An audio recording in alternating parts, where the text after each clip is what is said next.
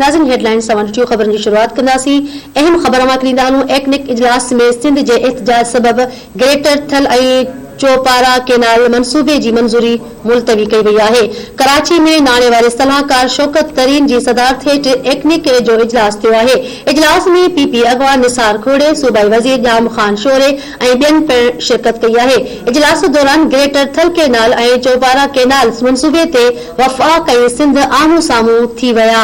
सिंध पारां मुखालफ़त बावजूद तकरारी मनसूबनि खे एजेंडा में शामिल करण ते सख़्त एहतजाज कयो वियो। सिंध जे एहतजाज बैद मंसूबे जी मंजूरी हिकु भेरो ॿीहर मुलतवी करे मामलो CWP खे मोकिलण जो फ़ैसिलो कयो वियो आहे। थल केनाल मंसूबे ते सिंध जा ख़र्चा ख़त्म कराइण लाइ ईंदड़ हफ़्ते हिकु भेरो ॿीहर इजलास घुराइण जो बि फ़ैसिलो थियो आहे। उन मौक़े ते ॻाल्हाईंदे निसार अहमद खुड़े चयो त तकरारी मनसूबा शुरू करे सिंध खे पाकिस्तान ठाहिण जी सज़ा न ॾिनी वञे। हुन चयो त ग्रेटर थल केनाल ऐं चौबारा केनाल सिंध ऐं अवाम जी मौत जा मनसूबा आहिनि। सूबाई वज़ीर जाम खान शोरे चयो त 91 वारे पाणी ठाह ते अमल न थी रहियो आहे। हुन चयो त अहिड़नि मनसूबनि सां सिंध जूं ज़मीनूं बंजर बणिजी वेंदियूं।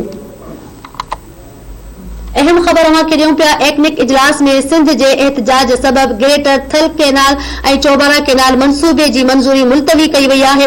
कराची में नाणे वारे सलाहकार शौकत तरीन जी सदारत हेठि एटनिक जो इजलास थियो आहे।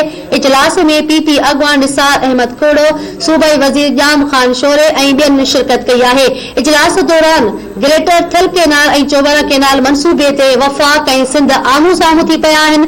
सिंध पारां मुखालफ़त बावजूद तकरारी मनसूबनि के एजेंडा में शामिल करण ते सख्त एहतजाज कयो वियो आहे। सिंध जे एहतजाज बाद मंसूबे जी मंजूरी हिकु भेरो ॿीहर मुलतवी करे मामलो CWP खे मोकिलण जो फ़ैसिलो कयो वियो आहे। थल केनाल मंसूबे ते सिंध जा ख़र्चा ख़त्म कराइण लाइ ईंदड़ हफ़्ते हिकु भेरो ॿीहर इजलास घुराइण जो बि फ़ैसिलो थी वियो आहे। उन मौक़े ते ॻाल्हाईंदे निसार अहमद खोड़े चयो त तकरारी मनसूबा शुरू करे सिंध खे पाकिस्तान ठाहिण जी सज़ा न ॾिनी वञे। हुन चयो त ग्रेटर थल केनाल ऐं चौबारा केनाल सिंध ऐं अवाम जा मौत जा मनसूबा आहिनि। सूबाई वज़ीर जाम खान शोरे चयो त 91 वारे पाणी ठाह ते अमल न थी रहियो आहे। हुन चयो त अहिड़नि मनसूबनि सां सिंध जूं ज़मीनूं बंजर थी वेंदियूं।